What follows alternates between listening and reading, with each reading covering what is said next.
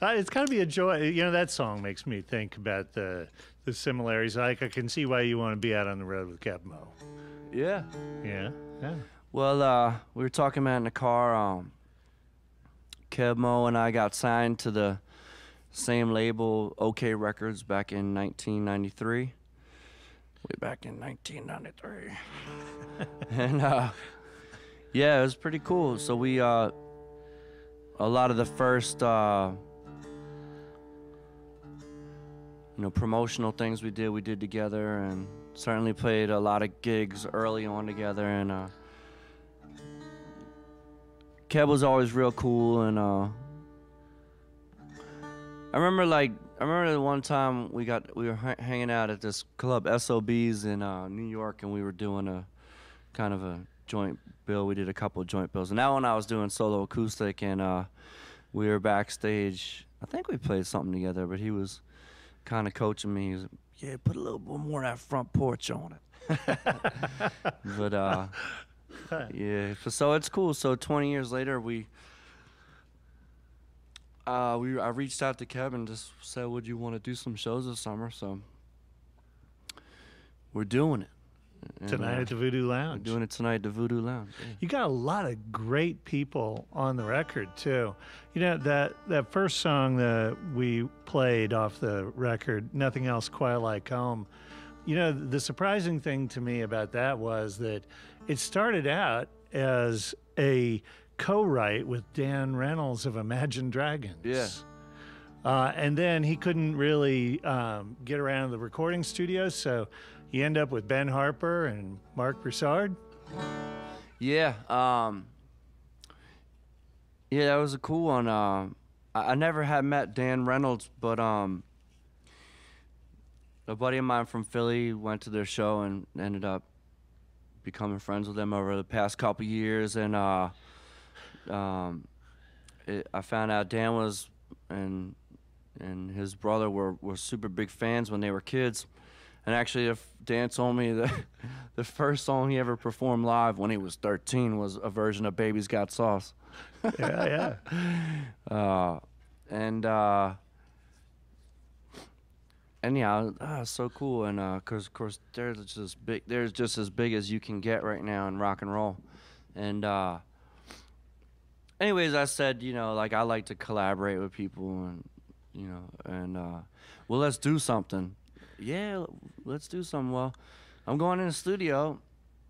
I can't really do collaborations, but, well, he said, if you get something hot, send it my way. And after the Seattle session, I was going to send him a song, and then, I don't know, man. And yeah, we were on a second session, and I had this great idea for this mashup of a tune, which was actually an old hip-hop beat, which I'm not going to tell anybody what it was. And I was playing it with slide, and then, of course, just the way interpretations happen anyhow, I had figured it out wrong anyhow. My bass player was like, well, what you're playing is not what that is anyhow. I was like, all right, well, perfect, let's just do it like this. And so we recorded it, and it was one of those things in the studio, like, this is how it works. You just be like, well, I got this idea for a groove. Let's try it. Okay, here's the main groove. We're going to put a little drum break there. Jim and I'll lay out, and Houseman, you just pound away, and then what are we going to do for a change? Oh, okay, let's just do this as a change. Oh, okay, cool. Let's cut it. You ready? Robert, rolling? Boom. And then we cut it twice, and we had this awesome instrumental, and we were all pretty jazzed about it. Damn, now we got to make words for this thing.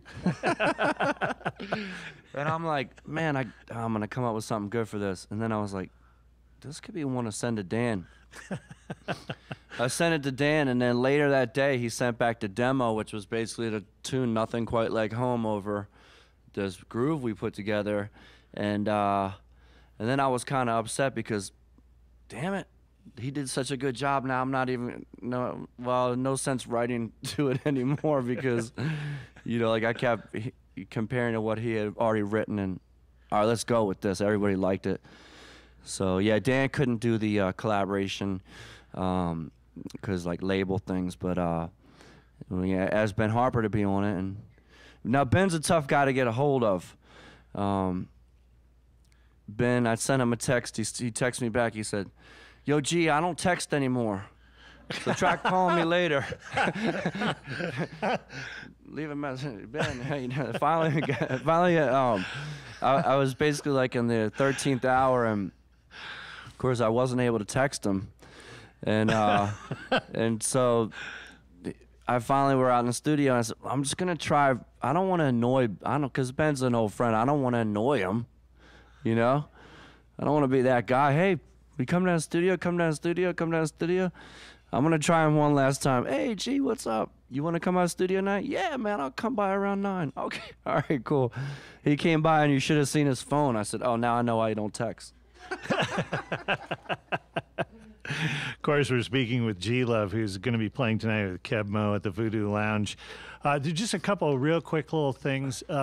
Wow, Mary Clayton. You got Mary Clayton on the record. Yeah. You know, I mean, Gimme Shelter, Sweet Home Alabama. Yeah. Ray Charles. Yeah. She Such a definitely let voice. you know right off the bat that she was a Raylette, but she didn't let Ray. That's so funny. Just spectacular. And the other thing I wanted to mention, and if people can't tell, I'm really a fan of the CD. So, Thanks, yeah. So blown grab away. the Thank you CD so and much. check out that Mary Clayton track. But, you know, G Love and Special Sauce, where's the damn sauce? You've wanted the sauce for so long. You now have the sauce. Yeah, and we have to talk about it today because we have G Love Special Hot Sauce, but it's made here in Kansas City by a great company called Original Ones. And you probably know it if you live here. They make the Pain is Good hot sauce line amongst Down many on other. Southwest Boulevard. Oh, yeah? Is yeah, it right? Yeah, close it's right by? down the street. Yeah, so I want to give a shout out to everybody over at Original Ones. I know those guys are coming out We'll tonight. get a can of spray paint, let you sign the building on Oh. the way back to the venue. Cool. Oh, their building. Yeah. I don't know if Joe would like that. But, yeah, so that's been a fun thing. You know, like you know, all along, there's only so much you can do playing the guitar all day long. So, you know, I always wanted to have something to go along with the music, whether it was lemonade or hot sauce or, you know, we finally got the hot sauce, and it just seems to really fit in with the music and the vibe of what we're doing. So if you could taste the music, you would get it in a bottle of this hot sauce. There are actually 3 flavors, and if you're interested in ordering some, it's available by the case at gloveshotsauce.com. It is so nice of you to come in and spend the time with us this afternoon. You're Thank you. such a pleasant guy, and the music's so great, and we love the CD, and you know, you don't have to do this, so it means a lot. Appreciate it greatly. Well, you know, I was at the tables over at Harris where we're playing, and if I was going to be on a roll, I don't know if I would have made it, but instead I just lost $40 and was waiting out by the bus for you to We come pick save me you up. some money. Yeah, we'd love to hear that one more bonus song you were promising. All right. This is like a bonus spin. Anyway, we were talking earlier about the song Come Up Man, and one thing I would like to say about this record is that like my last record, Fixin' to Die, really was meant to, a lot of it to be played acoustic, just solo guitar, and this record's a little bit more challenging because I think about these songs more of, you know, ensemble songs, and but that doesn't mean I'm making excuses, man. I still give a good version of it. But this one is called Come Up Man, and this one I'm gonna be honest with you. I'm gonna tell you the 2 direct influences behind the song, and then when you go back and you can kind of listen to it and see sometimes the way musicians kind of sponge off each other.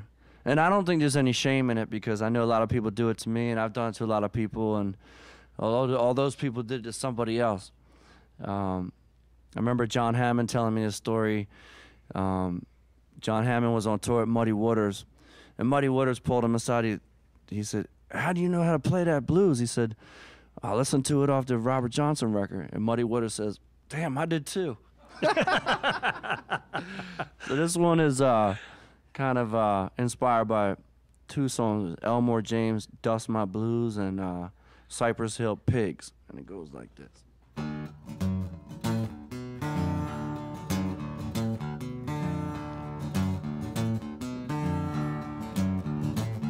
I'm the come on man, coming up. I'm the come on man, coming up. Coming up them stairs, baby, one at a time.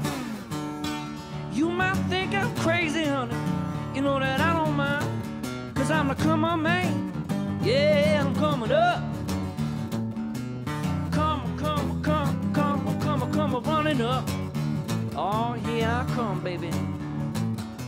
I'm busting out, I'm busting loose, killing it, cutting up, cut the noose, wrecking shop, breaking hearts, making ours, doing my thing, taking out the trash like it's a garbage man, 'cause it's a new style, a new game plan, it's a new day, a new dawn, new sound, a new style. It's the come on man, coming up. I'm the come on man, coming up. Coming up them stairs, baby, one at a time. You might think it's crazy, honey, ooh, I don't mind, but I'm the come on man, yeah, I'm coming up. Come, running up. Oh, yeah.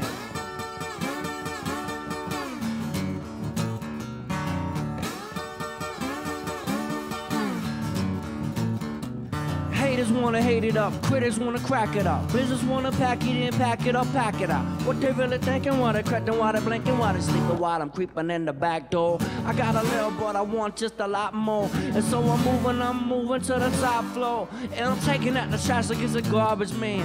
The new day, a new game plan, a new style, a new sound, new way, blue sound. It's the come on man, coming up. I'm coming up. I got a whole lot of love, whole lot of women and gifts from above, whole lot of kissing and a whole lot of hugs. I'm the come on man, yeah, I'm coming up. Come, running up. Come, running up. I'm the come on man, yeah, I'm coming up.